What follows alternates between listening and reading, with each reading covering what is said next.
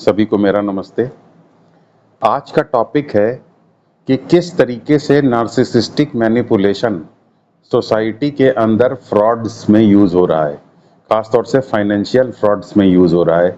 Digital media का use करके जो फाइनेंशियल फ्रॉड्स हो रहे हैं, उसमें किस तरीके से नार्सिसिस्टिक मैनिपुलेशन यूज़ हो रहा है। आज का टॉपिक इस चीज़ के बारे में है, क्योंकि इस बारे में अवेयरनेस पैदा करना बहुत ज़्यादा ज़रूरी है। अगर आप ओवरऑल देखेंगे तो हमारी सोसाइटी खुद आज नार्सिसिज्म को सपोर्ट कर रही है।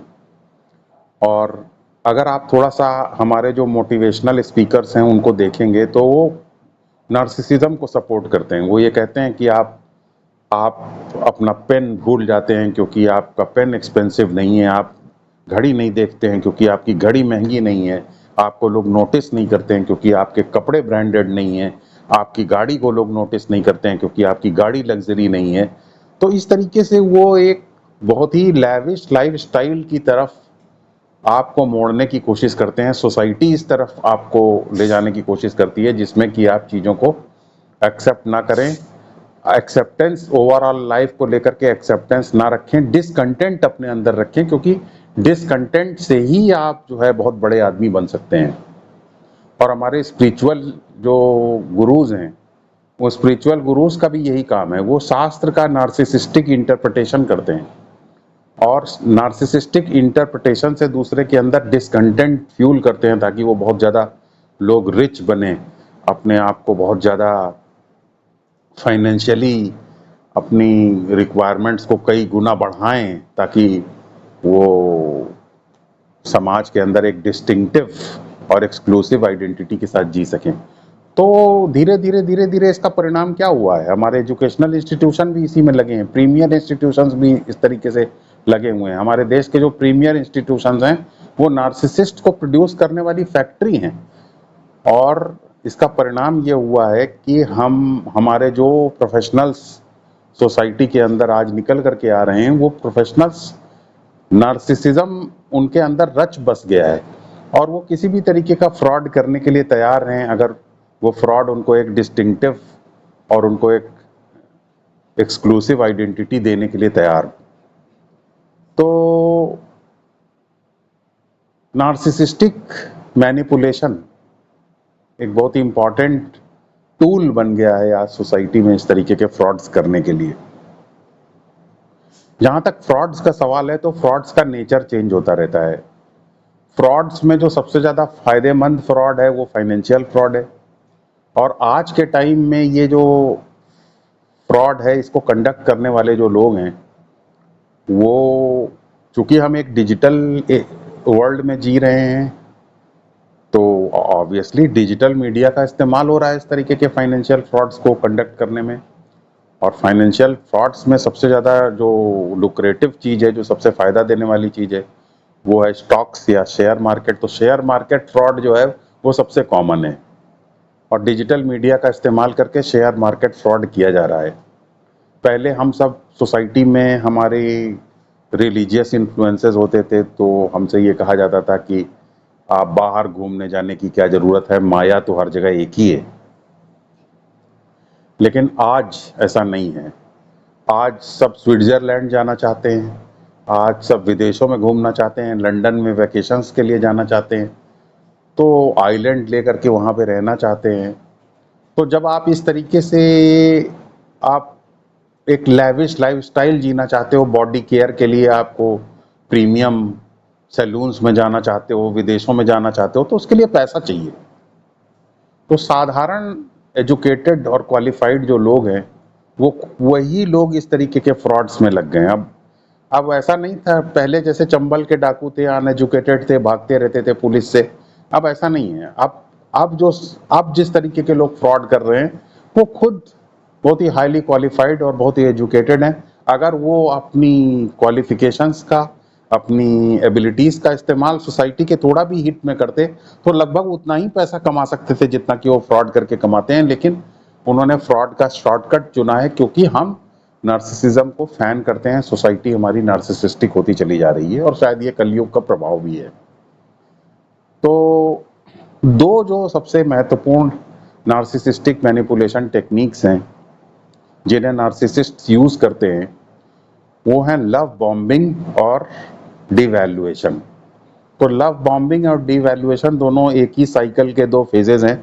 तो नार्सिसिस्ट इनको यूज करते हैं। फ्रॉड्स में भी जो एजुकेटेड नार्सिसिस्ट्स हैं वो इन्हीं दोनों टेक्निक्स का इस्तेमाल करते हैं, लव बॉम्बिंग और डिवैल्यूएशन। नार्सिसिस्ट को लव बॉम्बिंग से भी सप्लाई मिलती है और नार्सिसिस्ट को डिवैल्यूएशन से भी सप्लाई मिलती है।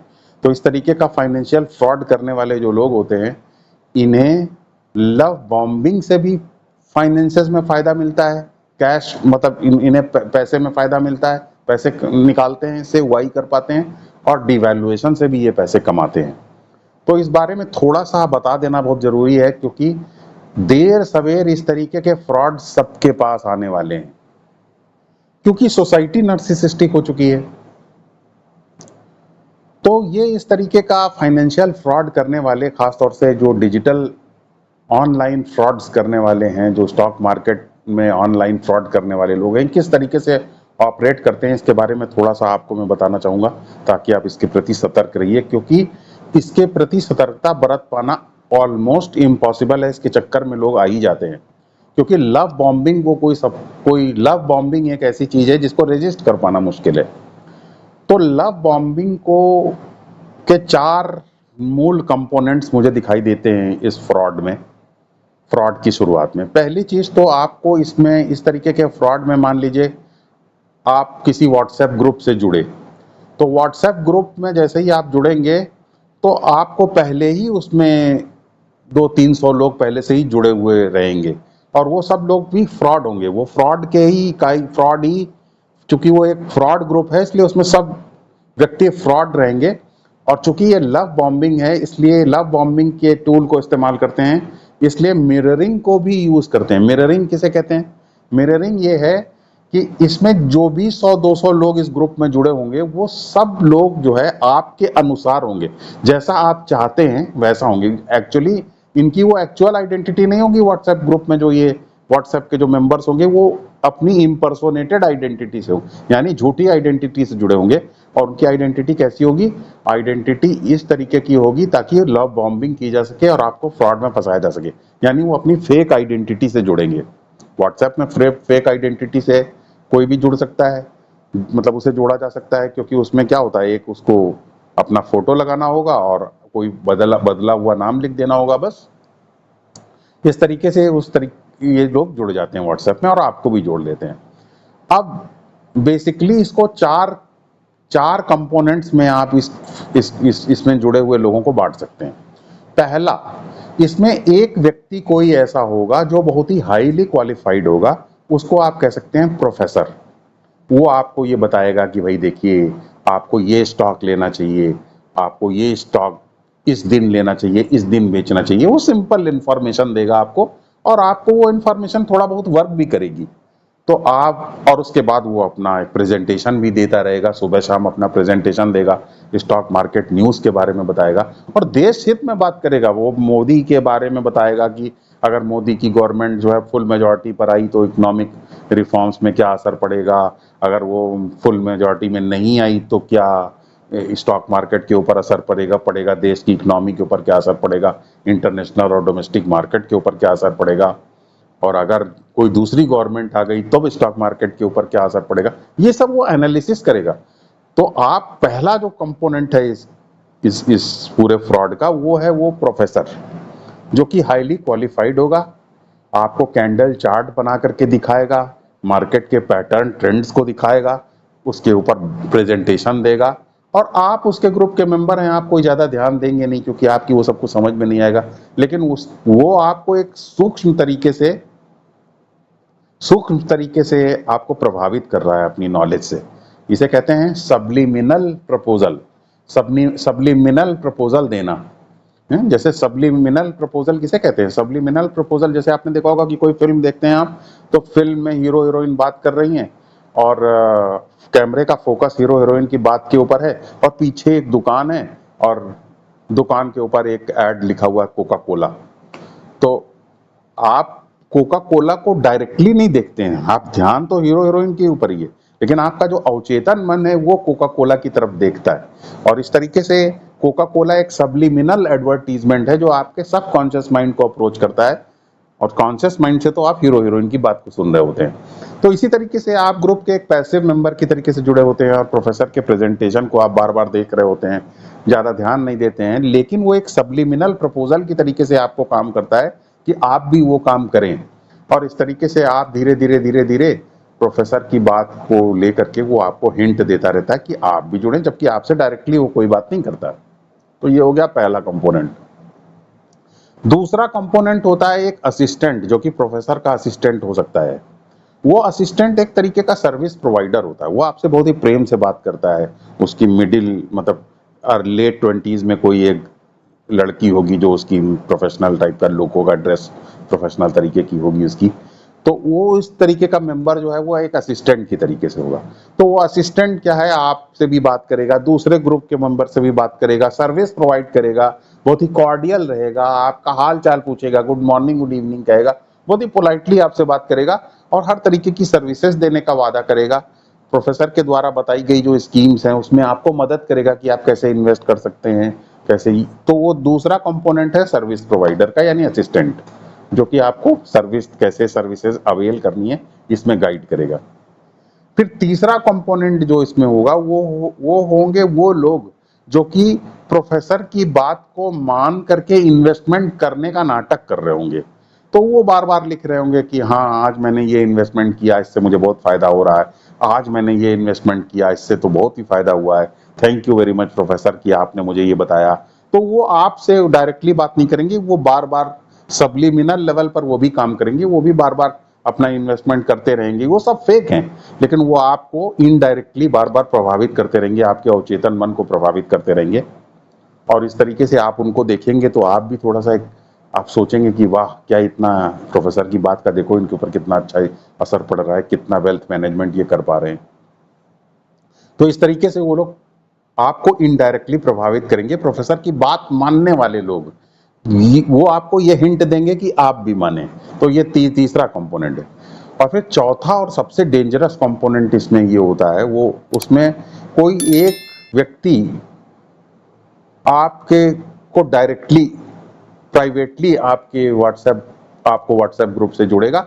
वो आपको बताएगा कि क्या आपने ये इन्वेस्टमेंट किया, आपको क्या लगता है कि ये आपको कुछ समझ में आ रहा है कि नहीं, कि इसमें कुछ करना है, और आपसे दोस्ती करेगा, गुड इवनिंग गुड मॉर्निंग करेगा। तो इस तरीके से आप जो है आपसे बात करने की कोशिश करेगा, और अगर आप उसको घास नहीं डालेंगे तो वो कुछ बोलेगा नहीं, वो थोड़ा पैसिव हो जाएगा, थोड़ा अपनी इरेगुलर हो जाएगा बातचीत करने में। तब तुरंत दूसरा ज्यादा अट्रैक्टिव व्यक्ति इसी तरीके से आपको प्राइवेट मैसेज देगा, और वो आपसे पूछेगा कि क्या आप कर रहे हैं, मैंने ऐसे इन्वेस्टमेंट किया, मैंने इस तरीके से किया, मैंने उस तरीके से किया। तो आप थोड़ा सा फिर सीरियसली लेना शुरू करेंगे। इसी बीच आपके सामने एक नई स्कीम डाली जाएगी कि भाई ऐसा है कि एक प्राइमरी लेवल अकाउंट खुल रहा है, प्राइमरी लेवल अकाउंट में तो जो है डिस्काउंट भी मिलता है, और उसमें इसका टॉप मार्केट में लगाएंगे तो बहुत पैसा मिलेगा। और फिर वही दोनों लोग जो कि आपसे प्राइवेटली बात करते थे वो अपना स्क्रीनशॉट्स दिखाएंगे कि देखो मुझे इतना बेनिफिट हुआ, इतना बेनिफिट हुआ। और इस तरीके से आप पूरे तरीके से ये जो 4 कंपोनेंट्स हैं, पहला प्रोफेसर की क्वालिफिकेशन, दूसरा वो लोग जो प्रोफेसर की बात मानने वाले लोग हैं और उसकी बात मान करके पैसा लगाते हैं, दूसरे कंपोनेंट। तीसरा कंपोनेंट सर्विस प्रोवाइडर, जो बार बार आपको सर्विस प्रोवाइड करने का एश्योरेंस देता है, कॉर्डियली बात करता है। और तीसरा कंपोनेंट ये जो आपके प्राइवेट एडवोकेट्स हैं, ये चारों मिल करके आपसे कहेंगे कि आप इसमें पैसा आपको लगाने के लिए बोलेंगे, और आप इस तरीके से प्राइमरी लेवल में अकाउंट में पैसा लगा देंगे। जब आप प्राइमरी लेवल पैसा अकाउंट लगा देंगे तो इस तरीके से आप इन्वेस्टमेंट करते रहेंगे, धीरे धीरे आप इसमें पैसा देते रहेंगे, सब लोग आपसे बहुत कॉर्डियली बात करते रहेंगे, सब कुछ है। उसके बाद अचानक फिर डीवैल्यूएशन फेज शुरू होगा। डीवैल्यूएशन फेज में वो कहेंगे कि आप अपना विड्रॉल ले लीजिए और ये कर लीजिए, वो कर लीजिए। फिर आपसे कहेंगे इतना टैक्स बना और आप इतना टैक्स दीजिए। तो आप कहेंगे भैया हम टैक्स कहाँ से, आप टैक्स उसी में से डिडक्ट कर लीजिए। तो वो कहेंगे कि नहीं मैं उसमें से नहीं डिडक्ट कर सकता हूँ, आपको कुछ टैक्स देना पड़ेगा। तो आप कहेंगे भाई कुछ बीच में निगोशिएट कर लीजिए। ये इसी बीच डिवैल्यूएशन फेज में लोगों का सबका सबका जो अपीयरेंस है वो धीरे धीरे अपीयरेंस चेंज होना शुरू हो जाएगा। अपीयरेंस चेंज होने का मतलब क्या है? अपीयरेंस चेंज करने का मतलब ये नहीं है कि वो अपनी रियल आइडेंटिटी दिखा देंगे, नहीं, आइडेंटिटी उनकी वही रहेगा। कम्युनिकेशन चैनल आप धीरे धीरे ब्लॉक करना शुरू कर देंगे। पहली बात, व्हाट्सएप ग्रुप अचानक बंद हो जाएगा, वो ये कहेंगे कि नहीं, मैं हम लोग दूसरे ग्रुप में शिफ्ट हो रहे हैं।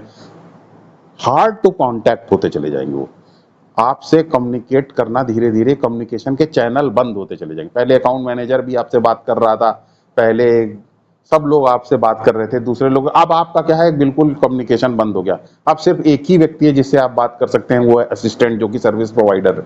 और वो भी असिस्टेंट भी जो है आपको डी वैल्यू करेगा, आपकी किसी भी मैसेज का जवाब नहीं देगा, डिलेड मैसेज का, आपके सारे मैसेजेस को पढ़ेगा ही नहीं आपको। तो आप बहुत ही व्यग्र हो जाएंगे, आप चिंतित हो जाएंगे कि आप क्या करें। उसके बाद वो हार्ड टू कांटेक्ट हो जाएगा। चूंकि वो हार्ड टू कांटेक्ट है, इसलिए वो आपसे ये कहेगा कि भाई ऐसा है कि अगर आप मुझसे, आप अपना विड्रॉल चाहते हैं तो आपको इतना पैसा और देना पड़ेगा, उससे आप वीआईपी चैनल क्रिएट कर सकते हैं, वीआईपी चैनल से आपको विड्रॉल मिल जाएगा। तो इस तरीके से आप जो है, आप खुश हो जाएंगे इस बात से, नहीं कि आपका विड्रॉल हो रहा है, इसलिए कि कम से कम कुछ तो इंफॉर्मेशन आई है आपके पास। तो जब आप पैसा दे देंगे, तो अब आप विड्रॉल अपना पाने के लिए पैसा दे ही नहीं रहे हैं, अब तो आप इंफॉर्मेशन कुछ मिल जाए इसलिए आप पैसा दे रहे हैं। तो आप पाएंगे कि वो व्यक्ति आपसे पैसा ले करके थोड़ा सा पोलाइट हो जाता है, और जैसे ही पैसा ले लेता है, फिर से आपको डिवैल्यू करने लगता है, डिवैल्यूएशन फेज फिर उसका शुरू हो जाता है। इस तरीके से हार्ड टू कांटेक्ट लगातार बना रहता है। और जब आप हर तरीके से पैसा दे देते हैं और डायरेक्टली पूछते हैं कि भाई हमारा विड्रॉल कब आएगा, तो वो ये कहता है कि भाई आपका विड्रॉल तो हम सोच रहे थे कि तुरंत, आपका तो सब अप्रूव हो चुका है, विड्रॉल आपको मिलने वाला है, लेकिन आपने बहुत कम समय में बहुत ज़्यादा पैसा कमा लिया है। तो गवर्नमेंट जो है ये सोच सकती है, इनकम टैक्स अथॉरिटीज़ ये सोच सकते हैं कि कहीं ऐसा तो नहीं कि आप मनी लॉन्ड्रिंग के लिए ये सब चीज़ कर रहे हैं। तो आपको ऐसा है, कुछ पैसे और देने पड़ेंगे, ताकि अगर आप पैसा पाने के बाद कुछ दिनों तक रुके रहें, उसको यूज़ ना करें, और बाद में वो पैसा फिर से आपके अकाउंट में क्रेडिट कर दिया जाएगा। तो फिर से आप उसको पैसा दे देंगे, क्योंकि आपके लिए तो ज़रूरी है कि आपका विड्रॉल आ जाए, आप पैसा फिर से पा जाएं। और जब आप पैसा फिर से दे देंगे, तब आपको ये पता चलेगा कि एक्चुअली वो स्कैम है, और वो भी स्कैम इसलिए तब पता चलेगा जब वो खुद आपको बताएं कि ये स्कैम है, वरना तो आपको फिर भी नहीं पता चलेगा।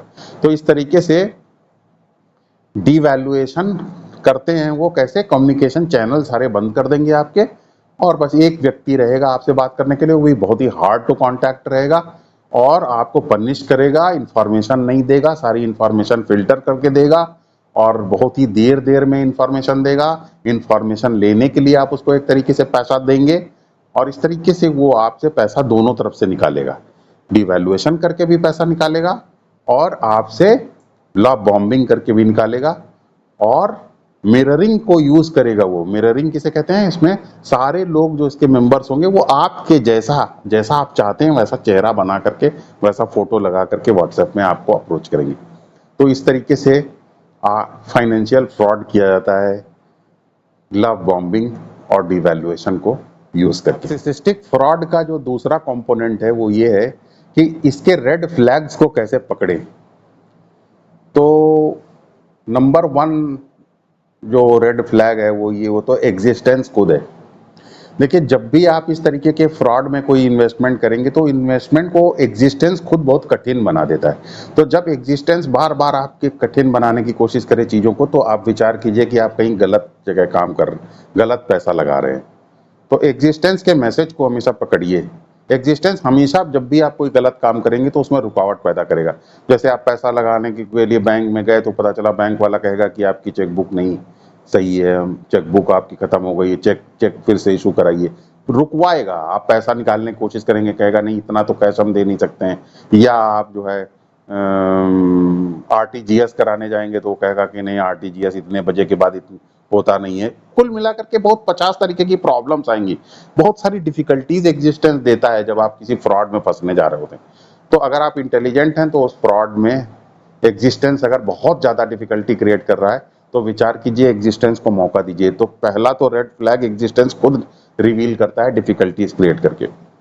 दूसरा जो रेड फ्लैग है, वो है आपको खुद थोड़ा सा इसके ऊपर R&D करना होता है, पता लगाना होता है। जैसे व्हाट्सएप पर किसी अगर आप किसी जगह पैसा लगा रहे हैं स्टॉक मार्केट में, किसी पर कोई कहता है प्राइमरी लेवल अकाउंट में आप पैसा डाल दीजिए, तो आप पहले उसकी आइडेंटिटी चेक कीजिए। अब वो टेलीग्राम पे भी है, वो व्हाट्सएप पे भी है, तो आप देखिए कि उसके जो नंबर हैं, पहले अगर वो टेलीग्राम पे है तो देखिए व्हाट्सएप पे ग्रुप पे जुड़ा हुआ है तो उसका नंबर क्या है, वो व्हाट्सएप ग्रुप से नंबर निकालिए। नंबर को आप ट्रू कॉलर से चेक कीजिए कि आइडेंटिटी रियल है कि नहीं। तो आप सारे ही नंबर जितने आपको लगता है कि बहुत इंपॉर्टेंट रोल प्ले करने वाले, सबके आप नंबर निकाल करके ट्रू कॉलर पे चेक करिए कि उसकी रियल आइडेंटिटी क्या है। व्हाट्सएप पे जो आइडेंटिटी दे रहा है क्या उसकी वो रियल आइडेंटिटी ट्रू कॉलर पे वही है? तो आप पाएंगे कि टेलीग्राम पे उसकी आइडेंटिटी अलग है, व्हाट्सएप पर उसकी आइडेंटिटी अलग है, और ट्रू कॉलर पे आप देखेंगे तो वो कुछ अलग ही नाम से है। तो आप देखेंगे कि इस तरीके से जब आइडेंटिटी मिसमैच हो तो ये एक रेड फ्लैग है। आइडेंटिटी मिसमैच, तुरंत आप इसको वहां पर फिर कोई भी किसी भी तरीके से तुरंत वापस आप उसमें मुड़ जाइए। फिर तो ये एक रेड फ्लैग। फिर क्या है, तीसरा जो रेड फ्लैग है वो ये है कि आप किसी भी सेंसिबल बिजनेस में अगर आप जाएंगे, अब आप किसी भी रियल बिजनेस को में अगर आप जाएंगे, तो रियल बिजनेस में एक तरीके की कंसिस्टेंसी होती है। जैसे अगर आप मान लीजिए कि स्टेट बैंक ऑफ इंडिया की किसी ब्रांच में जाएंगे, तो स्टेट बैंक ऑफ इंडिया में आप पैसा जमा करेंगे तो भी वो आपसे कोई बहुत ऐसा नहीं है कि हाथ पैर आपका जोड़ने लग जाए। स्टेट बैंक वाले जो है वैसे तो ठीक, वो अच्छे वो लोग होते हैं, लेकिन ऐसा नहीं है कि वो आप पैसा जमा करने जाएंगे तो आपका पैर पकड़ ले या बहुत पोलाइट हो जाए अचानक। और ऐसा नहीं है कि अगर आप पैसा निकालने जाएं तो वो आपसे बहुत बदतमीजी करने लग जाए या बहुत ही डी वैल्यू आपको करने लग जाए। उसका कंसिस्टेंट एटमॉस्फेयर है, वो आपको पैसा जमा करते वक्त भी उतना ही इग्नोर करेगा जितना कि पैसा निकालते वक्त इग्नोर कर रहा है, क्योंकि वो एक कंसिस्टेंट एटमॉस्फेयर देता है। या आप जैसे कि अगर किसी एक बहुत ही अच्छे हॉस्पिटल में आप चले जाएं, मान लीजिए अपोलो हॉस्पिटल में चले जाएं, तो कंसिस्टेंट एटमॉस्फेयर आपको मिलेगा। आप पाएंगे कि वहाँ हॉस्पिटल के अंदर जो है आपसे सब लोग पोलाइटली बात कर रहे हैं, एटमॉस्फेयर बहुत अच्छा है, लोग बहुत ही हेल्पफुल है। तो वो हर सिचुएशन में आपके साथ ऐसा रहेगा। ऐसा नहीं है कि आप जो है जब आपने डॉक्टर को दिखा दिया तो उसके बाद बदतमीजी करने लग गए और दिखाने से पहले बहुत हाथ पैर जोड़ रहे हैं। तो कंसिस्टेंसी इन्वायरमेंट के अंदर होती है।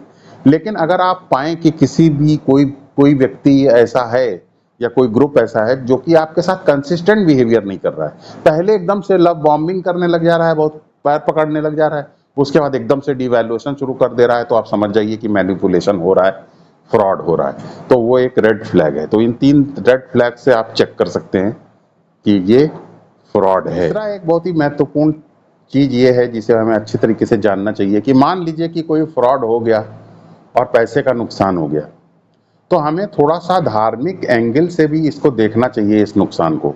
ये बहुत जरूरी है कि किसी भी चीज से हम रिकंसाइल कर सकें, इसके लिए धार्मिक एंगल एक होना जरूरी है। तो धार्मिक एंगल को जब मैं देखता हूं तो धार्मिक एंगल से इस तरीके के फ्रॉड में होने वाले नुकसान को अगर देखता हूं तो कुछ चीजें सामने आती हैं। जैसे मान लीजिए कि आपने किसी फ्रॉड में आपने पैसा लगाया और आपको जो है ऐसा लगा कि आपका पैसा बहुत ज्यादा बढ़ गया है, और बाद में आपको पता चला कि आपका फ्रॉड हो गया, फ्रॉड हुआ है आपके साथ, स्कैम हो गया। तो धार्मिक रूप से फिर भी इसका बहुत फायदा है। क्यों? क्योंकि जब आप पैसा लगाते हैं, बहुत आपको लगता है बहुत आपका पैसा बढ़ गया है, आपके पास बहुत पैसा हो गया, जब आप भले ही थोड़ी देर के लिए ही आप ऐसा सोच पाए हों, लेकिन जब आप ऐसा सोचते हैं तो आपके अंदर जो इच्छाएं दबी हुई होती हैं, उन इच्छाओं के फूल खिल जाते हैं। और इन इच्छाओं के फूल को खिलना बहुत जरूरी है, क्योंकि जब ये इच्छाओं का फूल खिल जाता है एक बार, तो भले ही वो थोड़ी देर बाद झड़ जाए, लेकिन एक बार अगर वो फूल खिल गया और उसको आपने खिला हुआ देख लिया, तो फिर उस फूल से वैराग्य पैदा हो जाता है।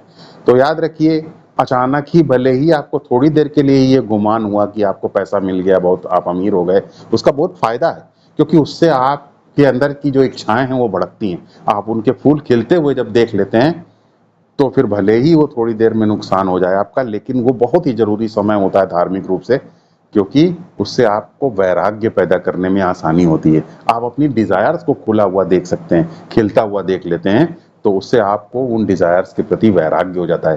क्योंकि डिजायर्स एक बार जब खिल जाती हैं तो फिर उनके प्रति हमारे अंदर वैराग्य हो जाता है। यही कारण है कि धर्म में सबसे ज्यादा राजा आए, राजा और बड़े लोग जो होते हैं, पैसा बहुत कमाने वाले जो लोग होते हैं, वो उनके धर्म की तरफ मुड़ने की संभावना ज़्यादा होती है। क्यों? क्योंकि पैसा और पावर जो होती है, वो उनके अंदर की हृदय की जो डिज़ायर्स है, उनके फूल को खिला देती है। इसलिए उनके अंदर वैराग्य की संभावना ज़्यादा होती है। जबकि एक ऐसा व्यक्ति जिसके पास कभी कुछ नहीं रहा, उसके अंदर बहुत कम संभावना है वैराग्य की।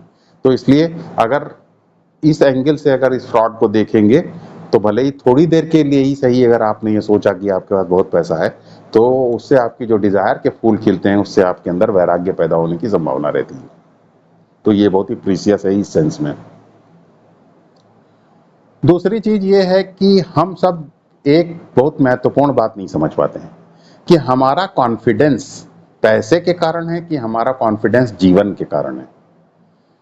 तो जब हमें अचानक पैसा, अगर मान लीजिए किसी व्यक्ति का अचानक पैसे में नुकसान हो गया, तो पैसे का कंपोनेंट तो निकल गया, और अगर उसने धीरे धीरे करके कॉन्फिडेंस गेन कर लिया, तो वो एक बहुत महत्वपूर्ण बात समझ लेता है कि ये जो कॉन्फिडेंस है, ये जीवन की वजह से, ये कॉन्फिडेंस पैसे की वजह से नहीं। लेकिन अगर फ्रॉड नहीं हुआ है किसी व्यक्ति के साथ, तो ये फर्क कभी नहीं समझ पाता। उसे हमेशा यही लगता है कि कॉन्फिडेंस पैसे की वजह से है, कॉन्फिडेंस जीवन की वजह से नहीं। लेकिन फ्रॉड का धार्मिक एंगल ये है कि उससे ये पता चल जाता है कि सृष्टि की जो शक्ति है, जीवन की जो शक्ति है, ये हमारे कॉन्फिडेंस का स्रोत है, पैसा नहीं।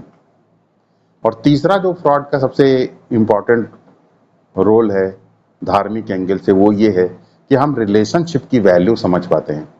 क्योंकि फ्रॉड में जो आदमी के साथ दुख होता है, उसमें परिवार जो उसका साथ देता है, उसके दोस्त साथ देते हैं, या जो भी लोग साथ देते हैं, उसे रिलेशनशिप की वैल्यू समझ में आती है। और रिलेशनशिप की वैल्यू जो समझता है, वो कभी दोहरी जिंदगी नहीं जीता, इकहरी जिंदगी जीने में मदद करता है हमेशा। जीवन की कठिनाइयाँ, रिलेशनशिप की वैल्यू जब हम समझते हैं, तो इकहरी जिंदगी जीते हैं, दोहरी जिंदगी, दो चेहरे छोड़ देते हैं, एक चेहरे के साथ जीना शुरू कर देते हैं। रिलेशनशिप की वैल्यू को समझ पाते हैं और ज़्यादा हम मैच्योर हो पाते हैं। और चौथा जो कंपोनेंट है जो कि हमें बहुत फायदा देता है, वो ये है कि हम जो भी हमारे पास अभी बचा हुआ है, उसको लेके ग्रैटिट्यूड रख पाते हैं। उसके लेकर के भगवान को हम, उसके लिए भगवान के लिए के प्रति हम श्रद्धा रखते हैं। भगवान से हम ये के प्रति शुक्रगुजार होते हैं कि एटलीस्ट हमारे पास अभी ये तो बचा हुआ है। तो जो कुछ हमें मिला हुआ है, वो हमारे लिए जो है, जो हमारे पास बचा हुआ है, जो कुछ हमें भगवान ने दिया हुआ है, उसके प्रति एक ग्रेटिट्यूड, एक कृतज्ञता हमारे अंदर आती है। और इससे धर्म का एक नया इंटरप्रिटेशन हमारे अंदर शुरू होता है। धर्म का एक नया मतलब हम समझ पाते हैं। और अगली जो सबसे महत्वपूर्ण चीज़ ये है, वो ये है कि भगवान को हम फिर किसी चीज़ को प्राप्त करने के लिए नहीं, बल्कि भगवान को के प्रति हम अपनी आस्था व्यक्त कर पा रहे हैं, भगवान के प्रति, भगवान को के प्रति अपने पूजा कर पा रहे हैं, भगवान से अपनी प्रार्थना कर पा रहे हैं। इसी बात को हम धीरे धीरे अपनी रिचनेस समझने लगते हैं, इसी बात को हम अपना सपोर्ट सिस्टम समझने लग जाते हैं। और इससे हमें रिचनेस की एक नई डायमेंशन का भी पता चलता है, जो कि पैसे से बहुत ज़्यादा मूल्यवान है। क्योंकि भगवान के प्रति जब हम श्रद्धा करते हैं, हमें भगवान के का एक सहारा मिलता है, हमें ऐसे हिंट्स मिलते हैं मंदिर में कि भगवान हमारे साथ हैं, तो उसको भी हम एक रिचनेस की तरीके से देख पाते हैं। सिर्फ पैसा ही एक ऐसी चीज़ नहीं है जिसे कि हम अपनी रिचनेस के रूप में देख पाएँ। तो इस तरीके से नुकसान होने के बावजूद भी हम उठ खड़े होते हैं, और साथ ही साथ नुकसान हमें हमारे धार्मिक उत्थान में भी मदद करता है।